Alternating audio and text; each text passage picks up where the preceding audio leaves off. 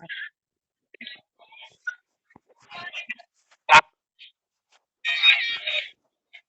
क्या मुश्किल है भाई, मुश्किल है ना, वर्चुअल मोड भी मुश्किल है। आप सभी से मेरा अनुरोध है कि अपने अपने वॉइस को और अपनी अपनी कंट्रोलिंग कैपेसिटी हाथ में है आपके, उसको म्यूट करके रखिए।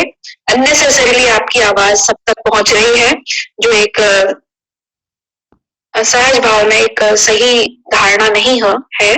तो प्लीज आप सभी लोग ध्यान रखें और सभी लोग ज्वाइन हो जाएं जल्दी से जल्दी, और सब लोग ज्वाइन करें जिससे कि 100 से ज्यादा इसमें जुड़ते हैं कि नहीं जुड़ते हैं, मुझे इसमें टेस्ट करने का अवसर ही नहीं मिल रहा है। 50-60 बच्चे जुड़ते हैं। खैर कोई बात नहीं, समय का सम्मान हमें करना है और आगे बढ़ना है। आज मैं आपको प्रॉब्लम सॉल्विंग एटीट्यूड या problem solving, creative problem solving को के साथ ही आगे बढ़ते हुए उसमें आगे के जो कंटेंट्स हैं, ऑर्गेनाइजेशनल स्किल्स है ना, ऑर्गेनाइजेशनल बिहेवियर, ये आपको मैं आज बताने वाली हूँ। 30 यूनिट का ही लास्ट पॉइंट है।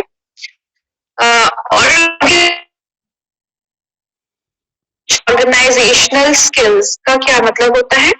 बड़ा ही साधारण रूप से जिसको हम यदि हिंदी में परिभाषित करें या हिंदी में शब्दावली इसको यूज करें तो हम जानेंगे कि संगठन की बात कर रहे हैं हम।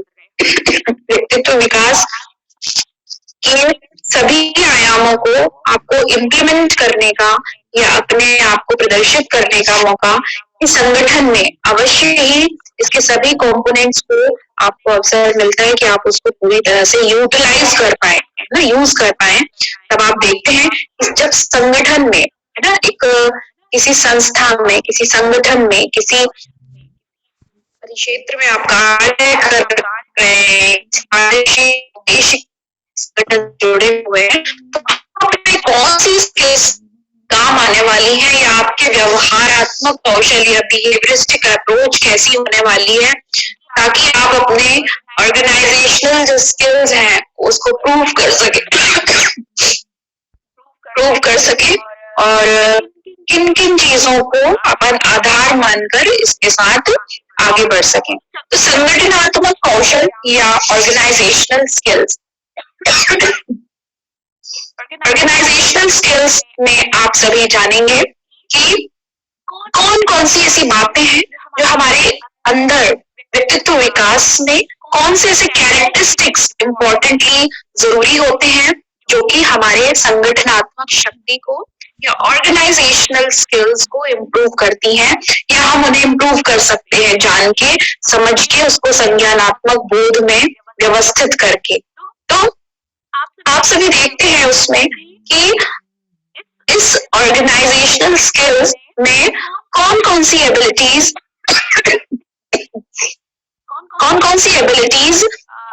होती हैं जो व्यक्ति अपने व्यवहार में परिमार्जित करके एक अच्छा संगठन करता बन सकता है, या संचालक बन सकता है, या डायरेक्टरशिप ओन कर सकता है, या किसी भी कार्य विशेष पे अपने आप को प्रूव कर सकता है। तो कौन कौन सी स्किल्स होंगी? डेफिनेटली व्यक्तित्व विकास की प्रत्येक स्किल इसमें नेसेसरी होती है। व्यक्तित्व विकास की प्रत्येक स्किल्स इसमें नेसेसरी होती हैं। आप बताइए कि मतलब पूरा सिलेबस ही हमारा काम आ जाएगा? तो पूरे सिलेबस पे यस आपको पूरे सिलेबस पे काम करना है और बहुत अच्छे से करना है।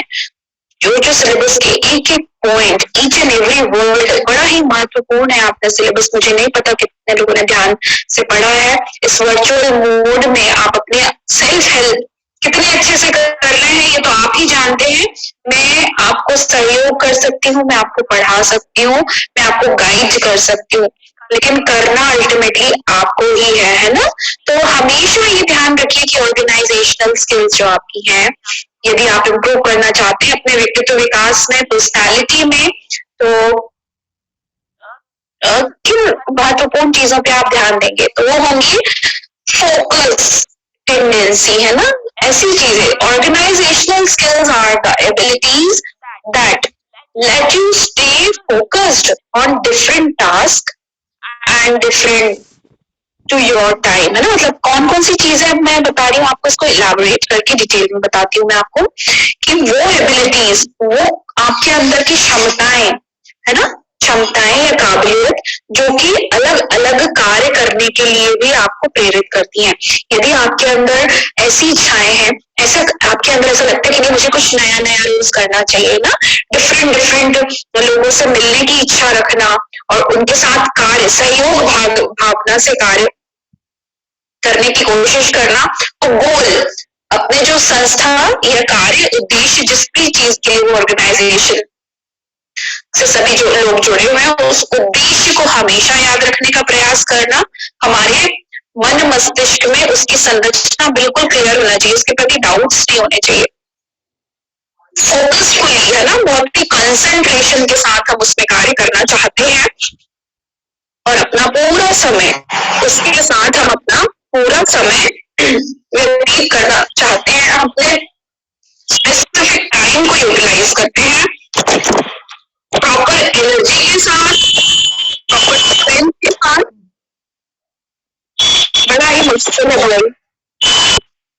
सभी अपने म्यूट कर लीजिए प्लीज, नहीं तो मुझे म्यूट करना पड़ रहा है अलग से।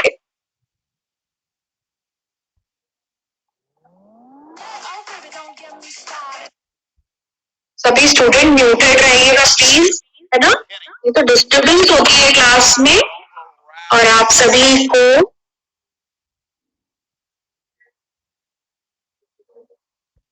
ऑर्गेनाइजेशनल स्किल्स के बारे में मैं बता रही हूँ।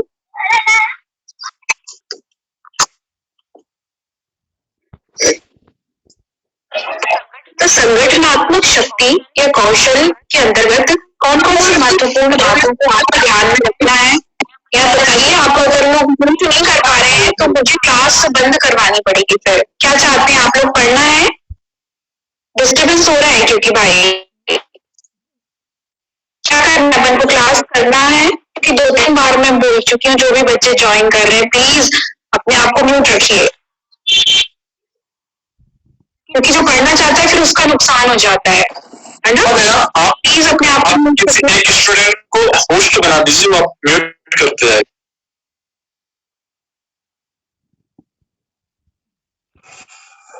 इसमें होस्ट कैसे बनाते हैं नहीं पता मुझे, इसमें ऑप्शन नहीं आ रहा है। नहीं, जो पार्टिसिपेंट है ना, पार्टिसिपेंट में जाके कोई भी एक स्टूडेंट को होस्ट बना दीजिए, वो म्यूट करते हैं। Yes please ma'am. तो क्या करूँ, किसको बनाऊं मैं? तुम्हारा जो बोल रहा था वो क्या नाम था उसका, जो बोल रहा है उसी को बना देती हूँ। करण। आपको मैं होस्ट बना दी हूँ, ठीक है? ठीक करण से आप सबको म्यूट करते जाइएगा, ठीक है? मैंने कर दिया आपको। जी जी।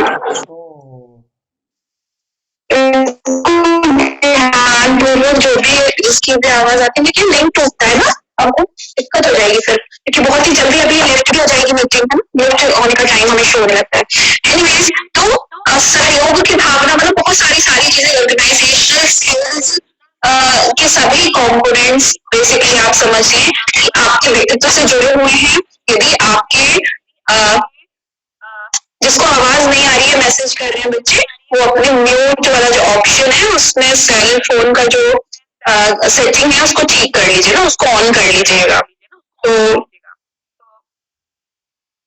बड़ा ही इसमें संगठनात्मक कौशल में ऐसे कौशल युक्त जो व्यक्ति होते हैं, वो अपने समय को, अपनी स्ट्रेंथ को, मतलब समय और अपनी शक्तियों को, अपनी इंटेलिजेंस को अपने कार्य क्षेत्र में पूर्णतया लगाने के लिए फिजिकल और मेंटल लेवल पे ना, फिजिकल और मेंटल लेवल पे क्या करते हैं, हमेशा तत्पर रहते हैं और हमेशा अपने कार्य शक्तियों को, जैसे कि जो भी थॉट्स हैं, आइडियाज हैं, फोकस एरिया है, उसको हमेशा अग्रसर, मतलब हमेशा उसको पॉलिश करने की चाहत रखते हैं।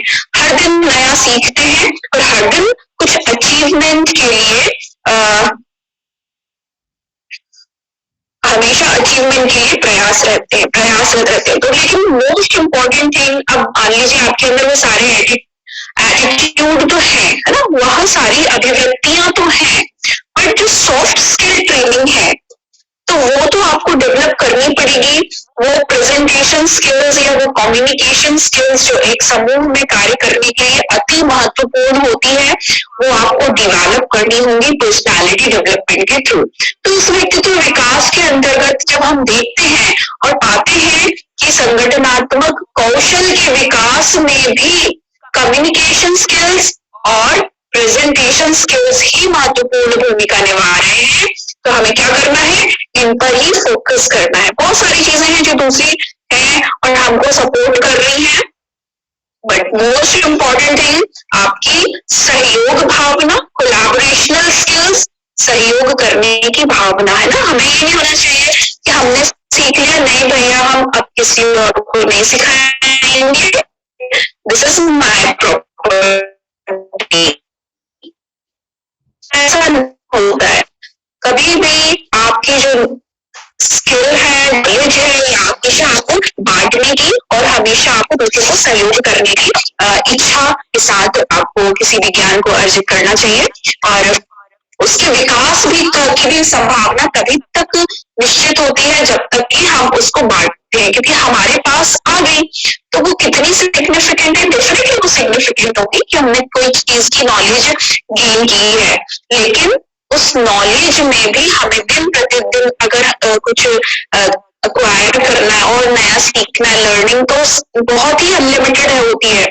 तो हमेशा जब आप शेयर करते हैं दूसरों से तो उनके भी आइडियाज हमको मिलते हैं ना। शेयरिंग में सिर्फ वन वे शेयरिंग नहीं होती है, यहाँ पे फिर क्या बहुत सारी उसमें आपको नॉलेज शेयरिंग से गिव एंड टेक प्रोसेस में, लेते और देते प्रोसेस में हमें और भी नॉलेज में गेन होता है, वृद्धि होती है। तो आप सभी इस चीज को ध्यान रखें। कोलैबोरेटिव आपकी टेंडेंसी ऑर्गेनाइजेशनल स्किल्स में महत्वपूर्ण भूमिका निभाती, कोलैबोरेटिव स्किल्स, ठीक है, कि हमें सहयोग की भावना का विकास करना है अपने अंतर्गत, और न सिर्फ हमें अपनी नॉलेज को समझना है, सीखना है, बल्कि उसको शेयर भी करना है, नीडी पर्सन्स को देना भी है। यदि कोई दे रहा है, कोई चाह रहा है हमसे, तो हमें देना चाहिए।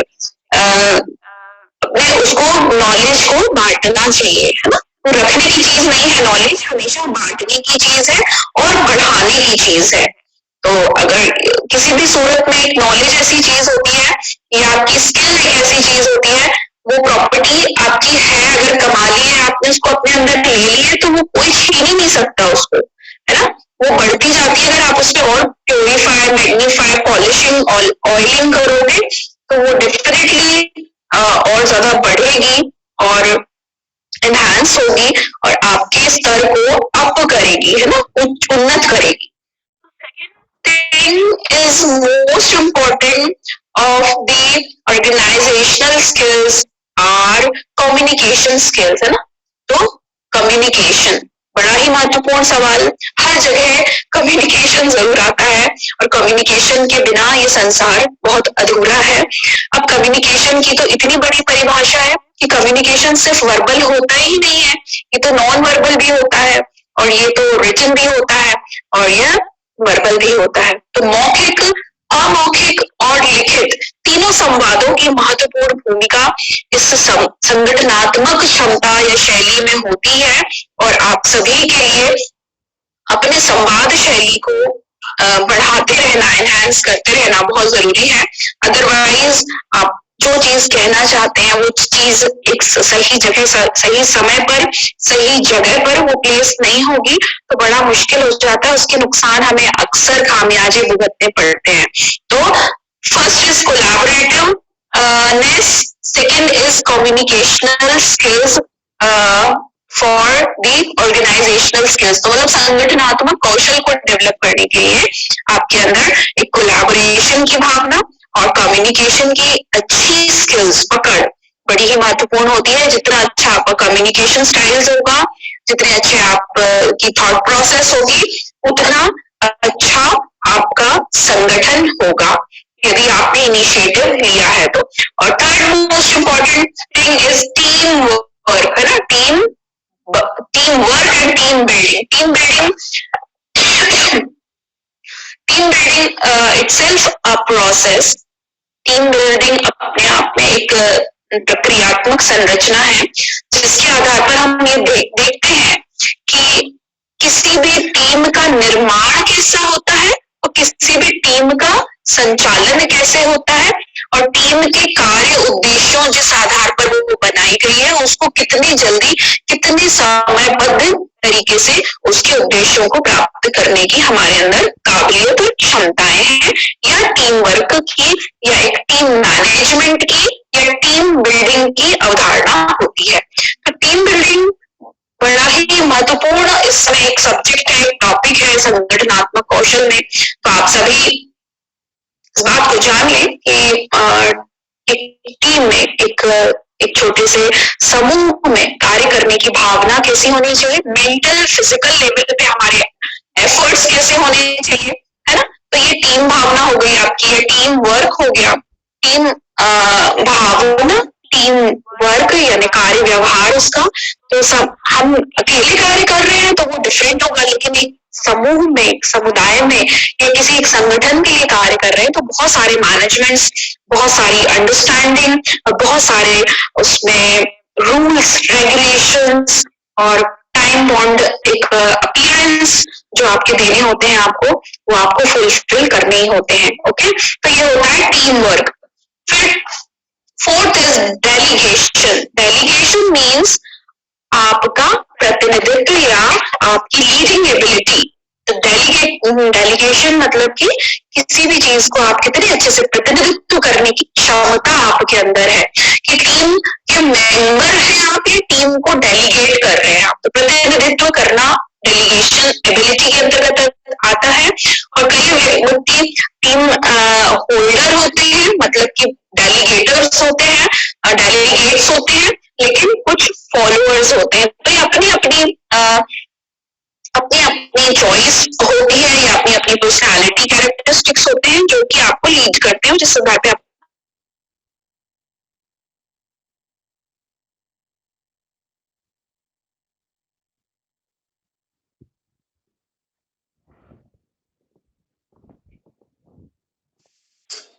अनम्यूट हो गए हैं।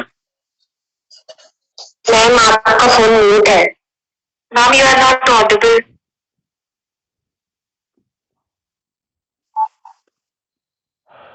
हाँ तो आवाज करने की प्लानिंग, एक ओपिनियन या एक उसकी स्ट्रेटेजिक मैनेजमेंट। नेटवर्क का इशू आ रहा। नहीं मैम अनम्यूट हो गए हूँ। अभी आ रही है आवाज? अब ठीक है।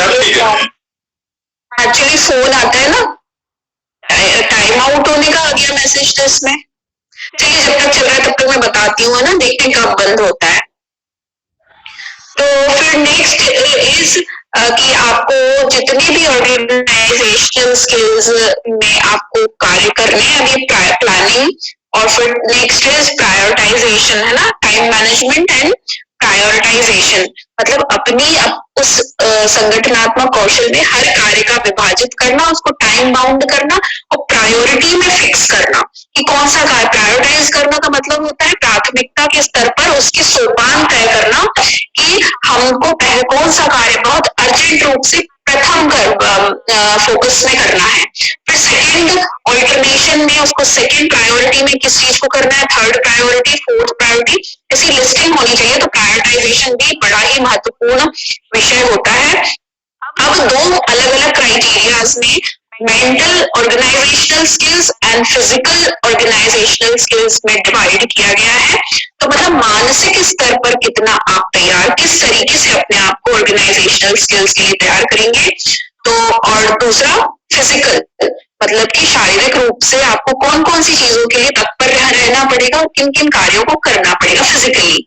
तो मेंटली और फिजिकली दो अलग अलग क्षेत्रों में अपने आप को प्रिपेयर करना और तैयार करना, ये बड़ा ही महत्वपूर्ण विषय है ऑर्गेनाइजेशनल स्किल्स में या संगठनात्मक आपके व्यवहारिक कौशल में।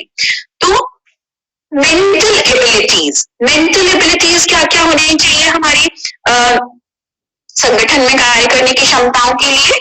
आपके अंदर मेंटल एबिलिटी में एडमिनिस्ट्रेटिव ट्रेड्स ज्यादा होने चाहिए, मतलब प्रशासकीय गुण होने चाहिए।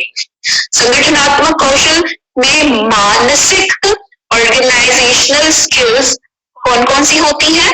एडमिनिस्ट्रेटिव या प्रशासकीय गुण। दूसरा होता है एनालाइजिंग एबिलिटीज, यानी तार्किक विश्लेषण करने की आपकी क्षमता। Third is assessment and evaluation, जो कि मैंने फर्स्ट यूनिट में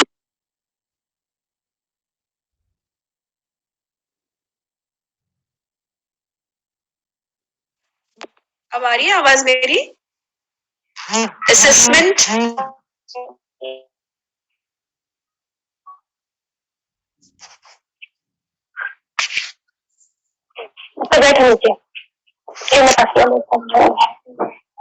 असेसमेंट एंड इवैल्यूएशन के पॉइंट को हम हमेशा फर्स्ट यूनिट से ही पढ़ते आ रहे हैं, जो कि बड़ा महत्वपूर्ण है कि हर चीज के लिए आपके अंदर असेसमेंट और इवैल्यूएशन की एबिलिटी, जो कि self assessment and group assessment की पॉजिटिव एनर्जी से युक्त आपकी सकारात्मक मेंटल एबिलिटीज को शो करता है। तो असेसमेंट एंड इवैल्यूएशन, सही मूल्यांकन और सही विश्लेषण टीम के लिए बड़ा ही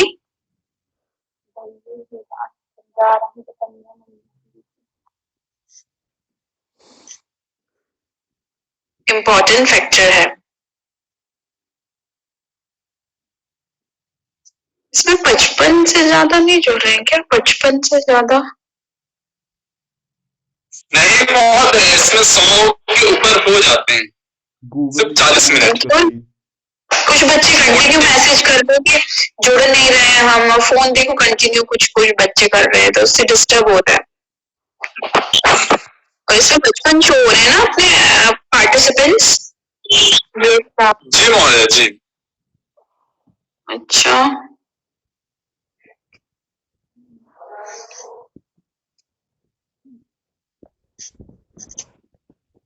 चलिए ठीक है। फिर आपके अंदर अटेंशन है ना, मानसिक हम पढ़ रहे थे, तो असेसमेंट एंड इवैल्यूएशन के साथ साथ आपका धैर्यपूर्ण, जो आपका विवेक शक्ति, धैर्यपूर्णता और आपके मेंटल एबिलिटी में आपके जिसको अटेंशन बोलते हैं, attention, concentration and focusing tendency. तो कितने बच्चे कितने ध्यान पूर्वक अपनी मेंटल एबिलिटी का यूज कर सकते हैं? तो वो जानना समझना, साथ ही कॉन्सेप्चुअल होना, मतलब कि आपके अंदर बहुत सारे कॉन्सेप्चुअल थिंकिंग, यानी कुछ नए नए विचारों का समावेश करते हुए नए नए थॉट्स एंड आइडियाज पे कार्य करते रहने की हमेशा आपकी क्षमताएं। तो ये सारी बातें, क्रिएटिव थिंकिंग है ना, जो सोच रहे हैं उसमें भी सोचने के भी प्रति सोचने की भावना, लाइक पॉजिटिव थिंकिंग या क्रिटिकल थिंकिंग या क्रिएटिव थिंकिंग पर फोकस करना बड़ा ही महत्वपूर्ण होता है। फिर decision making, mental abilities of the organisational skills में नेक्स्ट है आपकी समस्या का समाधान करना, जो कि कल हमने पढ़ा था, और साथ ही सही निर्णय, समस्या का समाधान प्लस सही डिसीजन लेना, राइट डिसीजन मेकिंग बड़ा ही महत्वपूर्ण होता है। किसी भी कार्य में आप जब कार्य करने लगते हैं तो समस्याएं डेफिनेटली आती हैं, बैरियर्स आते हैं, ऑब्स्टिकल्स आते हैं, लेकिन हम उसके प्रति सहज और धैर्यपूर्ण ढंग से सही निर्णय, डिसीजन मेकिंग यदि हम प्रॉपर करते हैं तो हमारे बहुत सारे जो प्रॉब्लम ओरिएंटेशन होते हैं या संगठनात्मक रूप से किसी संगठन के प्रति जो कार्य उद्देश्य की प्राप्ति में हम सही सफल हो पाते हैं। टीम वर्क बहुत इंपॉर्टेंट होता है, और सही गाइडेंस और सही लीडिंग एबिलिटी, सही निर्णय लेने की क्षमता जिसमें होगी, वही रियल गाइडेंस या वही सही नेतृत्व कौशल से युक्त व्यक्ति कहलाएगा। अदरवाइज हम कंफ्यूज रहते हैं, ऑलवेज हम बहुत सारी चीजों में घिरे रहते हैं, समस्याओं में घिरे हुए हैं, बस समस्या के बारे में ही करते हैं। समस्या का समाधान कब करेंगे आप? जब समाधान की ओर सोचेंगे आप, समस्या से फोकस हटाएंगे आप, उसके ऑल्टरनेट्स पे और उसकी पॉसिबिलिटीज पे, कि अब तो समस्या आ गई, समस्या आने से तो कोई नहीं रोक सकता, बट मोस्ट इंपॉर्टेंट थिंग कि आपने उसके सॉल्यूशन पे वर्क किया है ना, तो सॉल्यूशन पे कार्य करना, समस्या आने से तो कोई रोक नहीं, सडन आती है, जानबूझ के आती है, बिना बताए आती है, बहुत सारे रीजंस होते हैं, कितने अलग अलग तरीके से प्रॉब्लम्स आती हैं डे टू डे लाइफ में, ऑर्गेनाइजेशंस में भी आती हैं, संस्थाओं में भी आती हैं, चैलेंजेस आते हैं। हम समस्याओं को, हम प्रॉब्लम को ना साइकोलॉजी में हम प्रॉब्लम नहीं कहते हैं, हम उसको चैलेंज कहते हैं। तो मतलब वहां पे भी उस चैलेंज को फेस करना, क्योंकि प्रॉब्लम प्रॉब्लम चैलेंज है आपके लिए, तो take it as a challenge to yourself to prove your mental and physical ability to solve it. So please try to find out the real solutions of the problems. तो problem को हमेशा एक challenge के रूप में देखें, आपको उसके संदर्भ में एक ऐसा अवसर दिया है उसको सॉल्व करने का, तो हमेशा एक क्रिटिकल थिंकर बने, उसके प्रति एनालिटिकल वैल्यूज पैदा करें अपने अंदर, थोड़ा सा रुक जाएं, पॉज लें और राइट डिसीजन तक पहुंचने के लिए या समस्या के प्रॉब्लम फोकस्ड ना बने, सॉल्यूशन फोकस्ड बने। ओके, समझ आया सबको?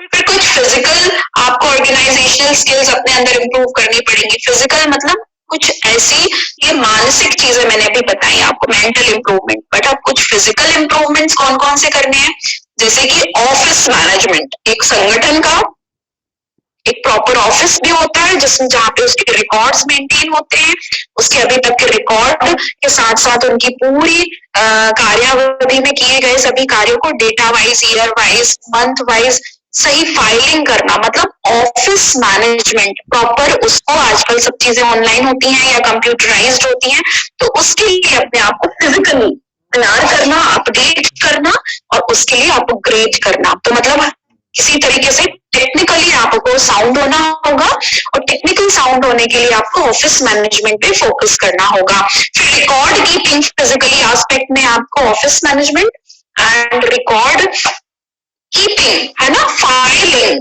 ये सारी चीजें आपको आनी चाहिए। ऑफिस मैनेजमेंट आना चाहिए ऑर्गेनाइजेशनल स्किल्स में, रिकॉर्ड कीपिंग आनी चाहिए, फाइलिंग आनी चाहिए, how to make a file with proper date wise, month wise, analytical पूरे जितने भी सेगमेंट वाइज, तो प्रॉपर कीपिंग रिकॉर्ड, है ना। और स्टॉक इन्वेंट्रीज होती है, लाइक स्टॉक इन्वेंट्री, लाइक कोई चीजें ऐसी होती हैं मैथमेटिकली या किसी भी तरीके से रिकॉर्ड कीपिंग ही होती है वो ऑनलाइन में, तो वो भी आपको आनी चाहिए। कंप्यूटराइजेशन, है ना, एक्सेल शीट पे स्टॉक को क्रिएट करके और उसको सेव करके रखना और उसको प्रॉपर